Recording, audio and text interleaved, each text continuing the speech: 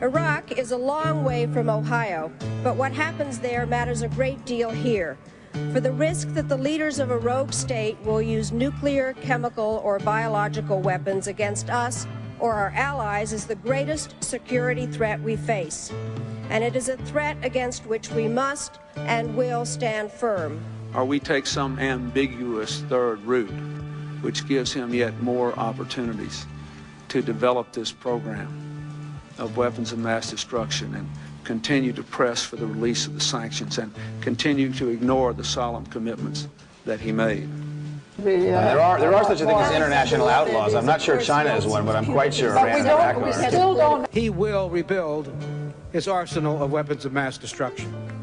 And someday, some way, I am certain, he will use that arsenal again, as he has 10 times since 1983. Saddam Hussein certainly has chemical and biological weapons. There's no question about that. There is unmistakable evidence that Saddam Hussein is working aggressively to develop nuclear weapons and will likely have nuclear weapons within the next 5 years. We also should remember we have always underestimated the progress that Saddam Hussein has been able to make in the development of weapons of mass destruction. We know he continues to attempt to gain access to additional capability, including nuclear capability. There is a real debate how far off that is, whether it's a matter of years or whether it's a matter of less than that. And so there's much we don't know. Saddam Hussein, in effect, has thumbed his nose at the world community. And I think that the president is approaching this in the right fashion. Do you believe we could have disarmament without regime change? I doubt it.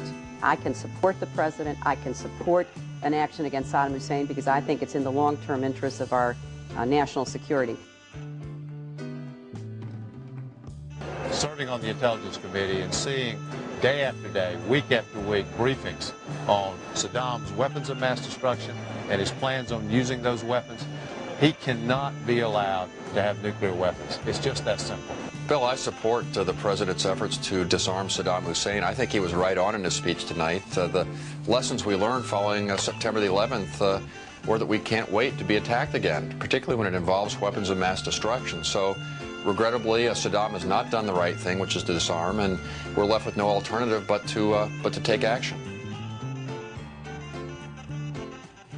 When I made the decision to remove Saddam Hussein from power, Congress approved it with strong bipartisan support. While it's perfectly legitimate to criticize my decision or the conduct of the war, it is deeply irresponsible to rewrite the history of how that war began.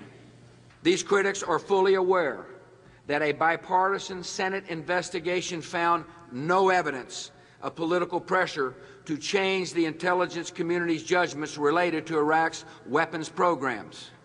As our troops fight a ruthless enemy determined to destroy our way of life, they deserve to know that their elected leaders who voted to send them to war continue to stand behind them.